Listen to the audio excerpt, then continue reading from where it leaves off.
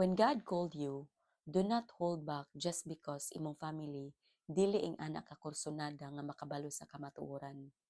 Kay wala ka kabalo nga ikaw ang gigamit sa Ginoo para maluwas imong pamilya, para makabalo sila sa kamatuoran. Kay ang kaluwasan tagsa-tagsa. Dili siya pwede nimo iampo ang tao tapos maluwas na siya. No. God can never be manipulated. He is justice. Kung kisa imong nakaila nga judge nga pinaka-bright, mas labaw pa ang Ginoo ana. He is a God of fair.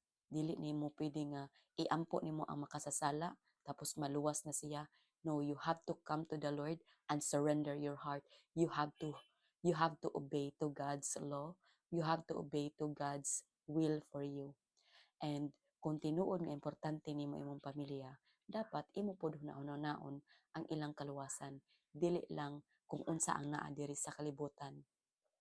Dili ka pwede mo hold back kung unsay kanang tinuhuan sa imong pamilya, kung unsa ilahang prinsipyo, because it is written in Matthew chapter 10 verse 37, whoever loves the father or mother more than me is not worthy of me, and whoever loves son or daughter more than me is not worthy of me.